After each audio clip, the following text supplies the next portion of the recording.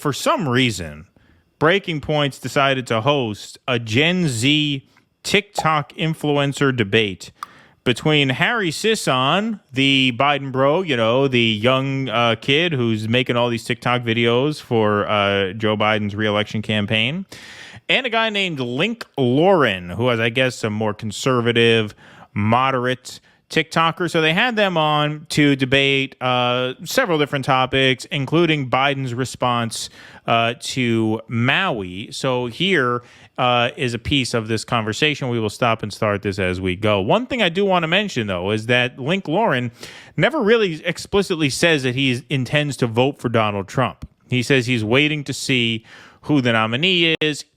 I get the sense that he's probably waiting to see if a libertarian candidate that he likes throws his hat in the ring. So he's not as rank a partisan as Harry Sisson is, and he mentions that from time to time throughout this. But I did want to set that up so you know that going in. It's not like a Trumper versus a Biden person. Right. No, and he makes that clear.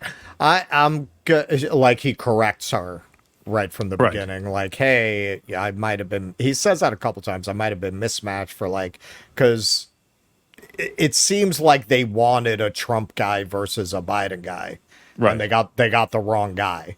Right. That's not really what the other guy is. I don't know how they would make that mistake, because you can very easily find a Trump counterpart for Sisson. The biggest issue for me with Biden is the censorship on social media. I mean, going back to court to try and overturn the lower court's... Look how irritated. Oh, lame. Oh, censorship on social media. But they don't get into this much. He goes to Maui. I mean, he is really... I mean, that's part of what's so disconcerting about it. He's a professional, man. Like, he has his talking points memorized. He's ready to counter every point with a bunch of stock responses. I mean, he's as polished as any political consultant I've ever seen on cable news. Yeah, no, he is. Willing to censor social media content and steer the narrative. That's just never going to sit well with me. I think his calamitous trip to Maui last week really solidified it for me. I mean, you go to Maui and give a speech about almost losing your Corvette in a small kitchen fire and making glib jokes and comments when people have lost everything. They've been torched to the ground. They can't find their families. They can't find their kids. He's cracking jokes. Then he hops on a plane to go back to his $18 million mansion in Lake Tahoe and take Pilates classes and walk around a parking lot with a smile. See, look at the smile. Look at the look on his face like, oh, this is so ridiculous. By the way, he's 20 years old. I just looked that up. So, I mean, he is technically an adult, but, he is what we would call a kid, and he's got a lot of learning to do. If he ever grows up into a person of any sort of conscience, he's going to be pretty ashamed of these video clips there. Which look at how lame he thinks all that is. I will concede that can happen, especially at this age. But I personally believe it's more likely that, like the clip we saw of Buttigieg when he was around that age, he was the same little prick then that he is now. I think that's more likely. Well, because the system picks pricks, and the system really elevates pricks, especially the Democratic Party. Right? Like they'll take a guy like this, and they see a lot of potential there. Right? They see a real future there.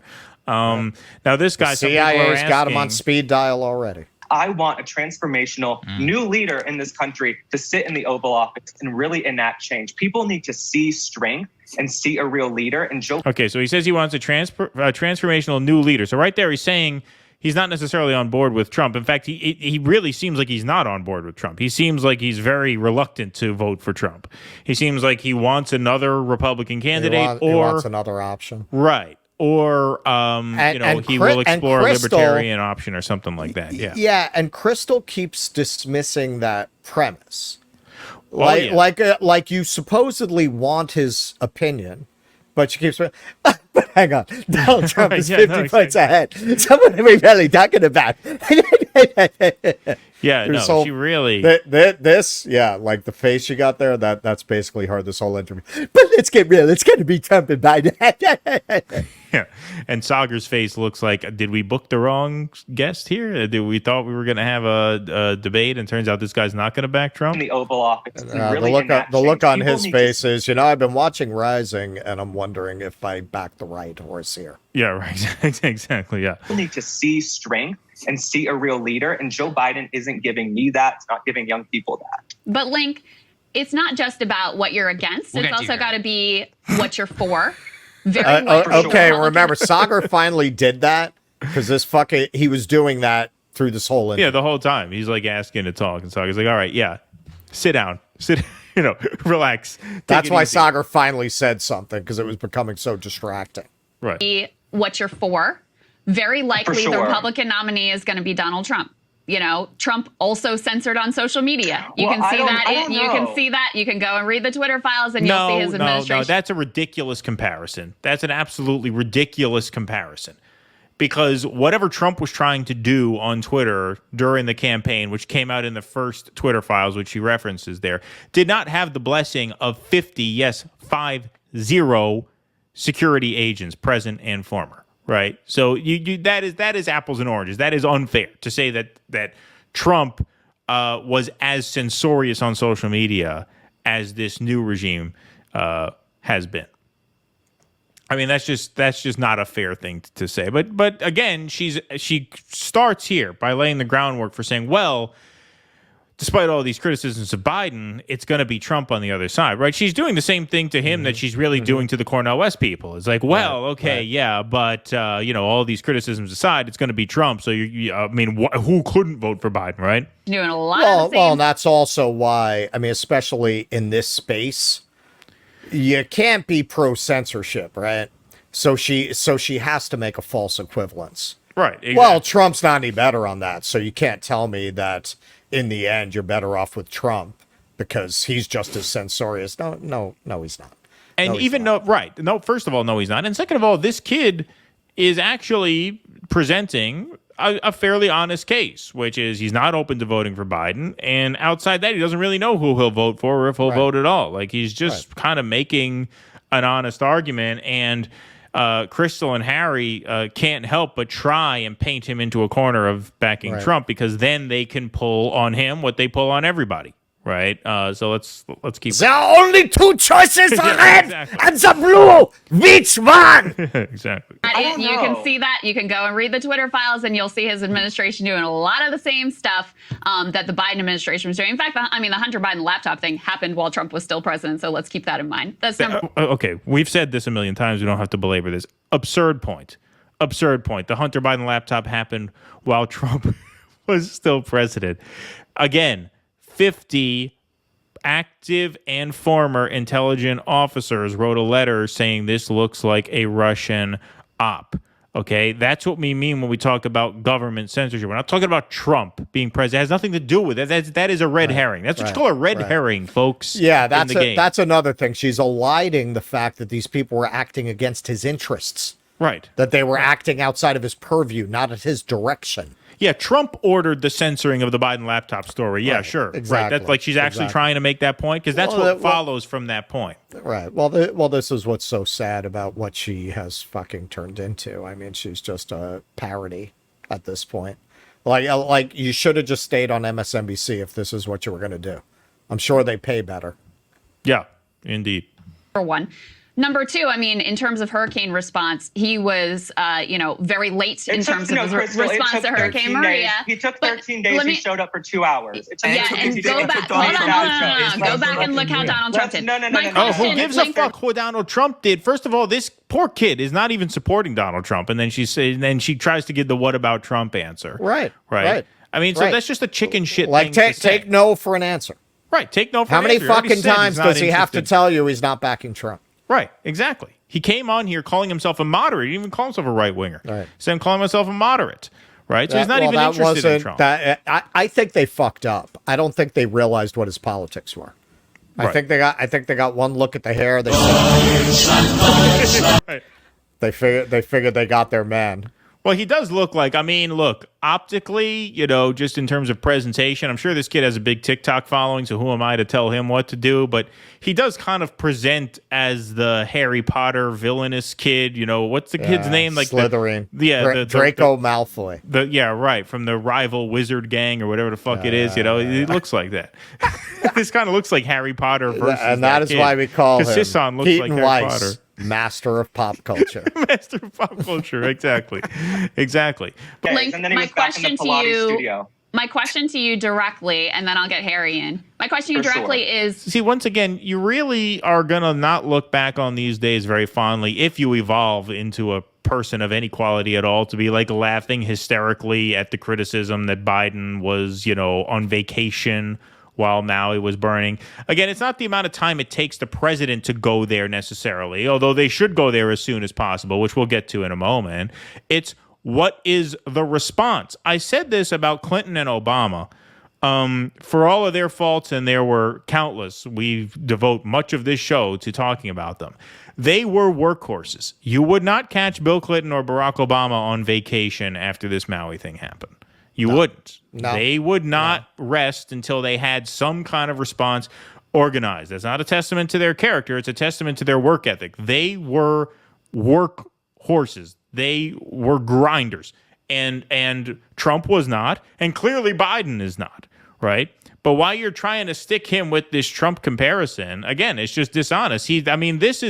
This whole exchange started about 13 minutes into the segment, at which point this Link kid probably articulated 3 or 4 times that he was not, backing Trump. Right. Is Trump better than Biden? Would you, if that's your choice, Trump v. Biden, or would you vote third party? Like, again, what a fucking weasel! What a fucking weasel that you feel like you have to back him into this corner because you have no other argument. The kid's already said he's not a Trump person, and you're going, okay, but if it were Trump or Biden, that's not what he's there to argue. He's not there to argue that. I wouldn't be there to argue that either, right? I mean, at the moment, I have every plan in the world to vote for Cornel West. Pardon me. If Cornel West weren't in the race and I didn't know who I was backing, I'd be making a very similar argument to this kid. I'm like, well, I'm certainly not going to back Biden. I don't know what to do. I'm not telling you who to vote for. I don't have an answer to that. But here's why I could not in good conscience vote for Joe Biden. And she would come back with me, well, but hold on. I have to nail you down on this. Trump or Biden. Fuck you. I'm not here to support Donald Trump. So, I mean, it's just such a chicken shit thing to do. And she knows that. She's got a lot of experience in this field. She knows what constitutes a good interview, right? And what is a hit job. I think they did not properly vet him. They thought they were going to have a Trump person and a Biden person. So she's not giving it. I mean, that's where they're putting on a show. Like, they wanted that. And she's just trying to force that onto a guy who wants no part of that. Right. Would be your choice in that situation, and why? For sure. So the thing about American politics is you never know who's going to emerge. I mean, look at how many candidates were on the stage last week, right? So I'm going to keep my options open and see who I feel in November of 2024. But let's be real. This is what it's likely coming down to. Who cares? Who cares? That is not what he's arguing. It's not what he's arguing. You could say, well, look, let's get real. It's likely to be Trump or Biden. That's irrelevant. It's irrelevant to what he's saying. Again, whether it's her or Kyle or, most of the people in that sort of, progressive Democrat space, they are just, this is why we call ourselves post-duopoly, because in their mind, they cannot escape the binary choice between if you are not for Biden, it must mean you're for Trump. So if you can't prove Trump is better, then you have to revert to Biden. They cannot just have a conversation. You can't have a 20-minute conversation with someone about an issue as dire as Maui and not fall back on, well, Trump took 13 days to go to Puerto Rico and he threw paper towels at them. So really, I mean, who's better? Who's worse? I mean, it's just so juvenile. Let's get real, Crystal. Is like 50% ahead of everybody else. Nikki Haley gained like 3 points after this debate. It's not enough to overcome. But if you guys have a nail in the coffin, but Crystal, if you have a nail in the coffin with the trial, then isn't it sealed up? I'm just trying to figure out, where do you actually stand? Like, do you actually think Trump is better than Biden? If that's your choice, are you a Trump guy or are you on the fence? Are you looking at a third party candidate? We also never said anything about nails in the coffin. Yeah, just to be clear. Yeah, no, we've never said that. Definitely. So anyway, where do you stand? I mean, I didn't think they said anything violative there. What was he worried about? Getting censored or canceled or anything? It was clearly a figure of speech. It's your choice. What's that? Yeah, I mean, I feel like Sagar is. This is why I say, at this point, whatever you think about it, you know, some people, when I've said this, like, oh, Sagar's this, Sagar's that. You know, man, I never watched Sagar solo. What, he's got that show with Marshall? I never watched that. I don't find him that fucking interesting. But compared to her, yeah, I like him better. I stand by that. I like him better than her. Yeah, he seems interested in having a conversation, whereas you know, with Crystal now, I mean, it's just, I mean, she is just a partisan Democrat at this point. Right. Like this whole interview, it's like moderately less antagonistic than you would get from Rachel Maddow. Moderate, like a little bit, a little bit, not that much. No. Like Maddow would probably handle this interview in a similar way. Yep. But Trump is going to be the nominee. Or, you know what? Let's pretend Donald Trump is the nominee. Who do you vote for? Right, exactly. Where do you stand if that's your choice? Honestly, traveling, getting to know these candidates, I really like some other candidates, and I'm looking to see who's going to emerge in November of 2024. Okay. What's so funny? What's this prick laughing at? See, there's no what's illegitimate about that answer? And not only is there nothing illegitimate about that answer, he's clearly, emphatically saying, I am not here to defend Donald Trump. That's clearly, he's iterating that over and over. Well, any choice other than voting for Joe Biden, but that's what he gets paid to say, which to, what's his name, Link? Link, yeah. To Link's credit, he calls him out on. He does. I'd also like to point out. That's what we call a non-answer. You can let him finish. 1 second. Hold on. We'll get to you. Go ahead, Link. I'm an independent new media journalist. So I report on culture war stories. I follow politics very closely. It's not my place to tell people how to vote or exactly who I'm going to vote for. Harry, obviously, he made the decision to totally endorse Joe Biden. And if they were paying for my flights and hotels, maybe I'd do the same my thing flights too. and hotels are paid for. Please put me in. I didn't like that. Your fucking shine box. There we go. Yeah. Well, then it's funny. So he denies it. But then he backs down on denying it because he brings it up again. Because last time they tried to pretend they were not paid, they got busted. They weren't on the take, right? They got caught. Exactly. So please tell me who's paying my plane. You know, he says that here, but then he goes at him again on that, and he has no response because he doesn't want to get embarrassed on Twitter again. Right. No, but it's okay. I would love for it to be paid for. But listen. I come from a place of journalism. I gave you your time. You're an influencer for Biden, so that's the difference here. Harry, go ahead and respond. Harry, you can go ahead and respond. Go ahead. Sorry, guys. I apologize. You're fine. Go ahead. Mr. Sager, so what we just heard from my counterpart on the right is what we call a non-answer. You asked him a question. What we call a non-answer. He couldn't bring himself to support. From my counterpart what we on the right. in the biz, Yeah, right. we in the biz call. I mean, you're kind of giving away the game right there.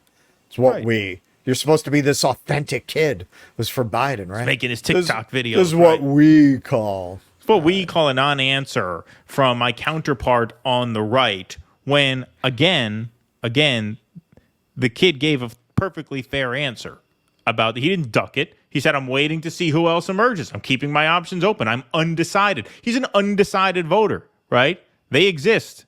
According to polls now, about 10 to 15% of voters are undecided. So he's one of those. He's not ducking the question. He's answering it very, very honestly. Sure.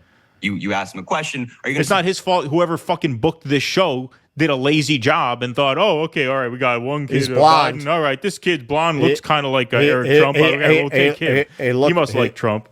Support Trump, he couldn't bring himself to support the four-time indicted disgrace form. You're going to support Trump, he couldn't. That is what we call a non-answer. You asked him a question. Are you going to support Trump? He couldn't bring himself to support the four-time indicted disgraced former president who's now a proven sexual abuser or rapist. Do journalists have to Link, let him finish. Or rapists as deemed in courts in New York, right? Couldn't give you a determination there. But once again, not supporting Trump. Again, we don't have to go through the list, but cat was named Vagina. Exactly. He's probably too young to know of the Bill Clinton accusations, but obviously he knows Tara Reade's name, which is why he doesn't say Biden has never been accused or credibly accused. He says Biden has never been held liable for I did not sexual have offense, sexual assault. relations with that woman. That's what really struck me because you see him doing these videos like he just fucking mainlined cocaine. Exactly. So, I mean, I thought they just pay him to do that. I didn't realize how much this kid is a fucking operative. Like, he is a highly trained professional. Yeah, well, the White House said, like, I don't know what the mystery about this was. The White House announced, at this point, probably 6-7 months ago, that they were training up a team of TikTok influencers for the 2024 campaign to drive the youth vote. It's very clearly that's who they did. They said they were doing it. It's not like this is a conspiracy theory. Yeah. No, they announced it, that they're assembling a team of TikTok influencers to go out and campain on social media for Joe Biden. Hey, Joe Biden just went to Maui and he fucked a coconut. Let's go.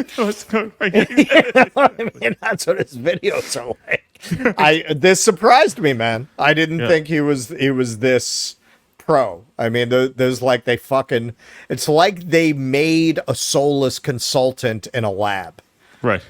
Exactly. Just to respond to what he said earlier, I mean, I think it's just when you ask him, like, why would he support Trump over Biden, right? Why is he voting for Trump? He then cited President Biden going to Maui as one of his big reasons. And he's like, oh, he took 13 days. But and the granddaughter. But he wasn't clamoring. I don't think he's brought up the fact that Donald Trump took 15 days to go to Puerto Rico after Hurricane Maria, which killed thousands. Right? There's no criticism there. He's Why like, would he be clamoring over that? He's not supporting Trump. This is not a question about whether or not he's going to vote for Trump. He made a criticism of Joe Biden, which you have no answer for. And once again, you still have children missing in Maui. Like, you still have a humanitarian disaster in Maui. And then he goes of literally unknowable measure right now. And so this is what you're really going to do. You're really going to parse these things right now. We know Joe Biden was on vacation during the critical days and weeks after this. We know that. He goes on to talk about physical presence on the ground, which we can talk about in a second. But did you have anything to add before? Well, you can also I'm assuming you kept in where he talks about how the locals are positive. Yeah, that's coming up. You can always tell when they get talking points, because if you notice, that's the defense all the libs are trying to use in the media. They're all saying that the locals are thrilled. What? Right? Yeah, they're thrilled. Like, we can see the "fuck you, Joe Biden" signs. Right. We have eyes. Yeah. It's so Orwellian. No, absolutely. Biden took 13 days, and the reason that Biden took 13 days is because Maui was on fire. Like, it's unsafe for the president and the Secret Service to travel there, along with the federal response going on, and the governor there. Okay, hold on. If it's unsafe, okay, so this is where we get into the question: should he have gone? Should he not have gone? If it's unsafe for the president and the Secret Service to go, then isn't it unsafe for everyone on the island? Shouldn't there have been an evacuation that kicked into effect immediately? This is the thing. People just in this country. This is why a lot of our peers are absolutely correct to say that America is the most propagandized country on earth. We're just trained to accept that there couldn't have been an evacuation in place. You know how many military bases we have around the world? We can get a fighter jet anywhere in the world like that when we want to, and we do when we want to. You're telling me we could not evacuate an island of 168,000 people? You wouldn't even have to evacuate all of them, because a lot of people are not going to leave their homes no matter what. You're telling me you couldn't get people off the island if you wanted to with the resources that this country has? We're just supposed to accept it. Well, it wasn't safe for the president to be there. First of all, the president is a public servant, right? He is not a king. So if it's safe enough for an average person to be there, and when I say safe enough, I mean safe enough to the point where you do not have a robust emergency evacuation system in place to get people out of there, so they don't have to literally shelter from a fire in the water, which is what people were doing. Then yeah, it is safe enough for the fucking president to be there. But whether he's there or not, the fact is secondary to the fact that there was no emergency response in place. This was obviously a very, very slow response to an apocalyptic event, much in the same way that George W. Bush was slow to respond after the hurricane in New Orleans. And look at the criticism he got for that. That destroyed his presidency. It wasn't Iraq that turned the public against George Bush.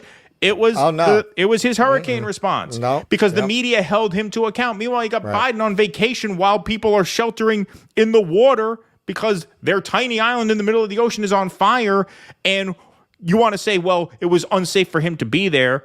You're telling me that that's the best we can do. That's the thing. These people actually want you to believe that this government responded the best they could. The best they could. When you see the level of execution that the military is capable of when they want to bomb a brown country into the fucking Stone Age. But we can't get cruise ships and airplanes to our own people when their homes are being burnt to a crisp. It's just amazing. Well, that's where it's going to be very interesting to see what they do with the tech bros in the desert now. Right. Yeah, Are they going to send in the National Guard and get them out of there quickly? That's why I said when we talked about this, this is probably the first part of this story.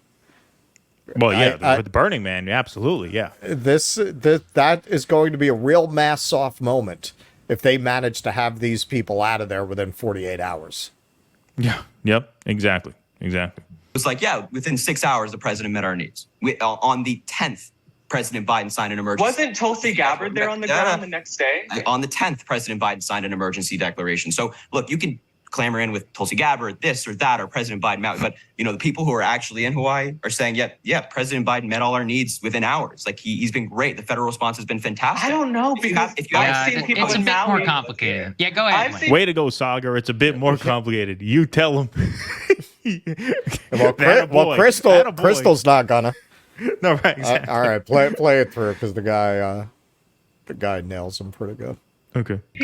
I've seen people in Maui on their local news station saying, screw Joe Biden. They put up a sign over their businesses saying, we're sorry you lost your Corvette in the fire.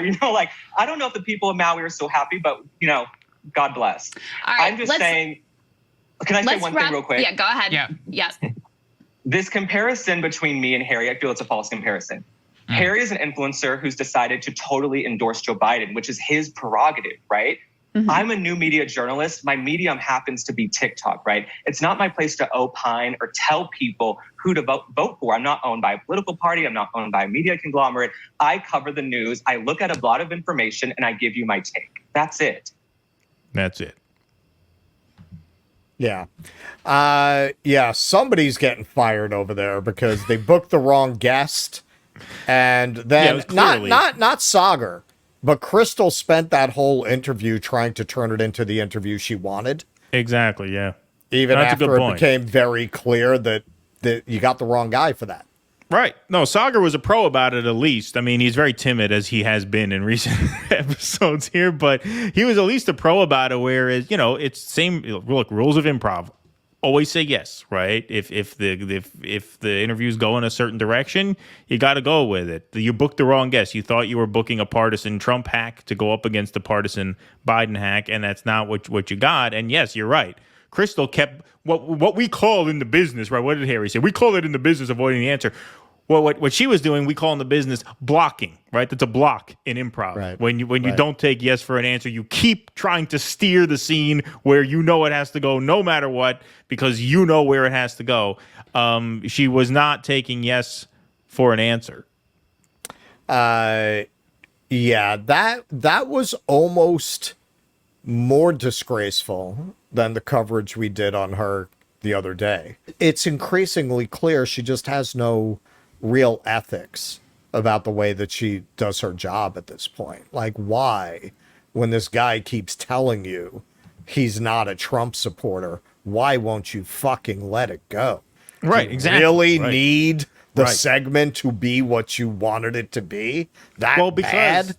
Well, but this is why people were saying online a lot that, she was covering for Harry and really trying to bolster Harry because the only conversation that little dimwit is capable of having is a conversation against his opposite, which would be a partisan Trump hack. Right. Because he only thinks in those terms. So, you don't have... Yeah, you booked the wrong guest in terms of Link Lauren because you booked a kid who was more thoughtful than Harry Sisson is on the other side. So not only is it not fair to Link, but you're also really putting Harry in a tough spot because Harry Sisson's not capable of having the kind of conversation that Link was hoping they would have, right? Harry could only attack someone else as opposite of himself, as a Trump person. Which is what he turned it into. Exactly. Like he just pivoted that's why, but to Crystal was helping how him do can that. you That's not why vote she got for a lot of criticism for that, because she was helping him do that by trying to steer Link back so that he could be the foil to Harry Sisson. Yeah, sorry, go ahead. Well, instead of making it, he just pivoted to, instead of making it about how can you vote for Trump, he made it about how can you not vote for Biden, which are just basically the same talking points. That's what I'm saying. The kid is smooth. Like he handled it. He just shifted to, well, how can you not vote for Joe Biden? Don't you see what's on the other side? And both him and Crystal refuse to get off the idea that Donald Trump is absolutely going to be the nominee. Which, yeah, man, like all things being equal, sure. But all things aren't equal. Like, you just cannot present that with such certitude given the 85 prosecutions. Yeah, no, there's still too many X factors this far out. Absolutely. Please clap.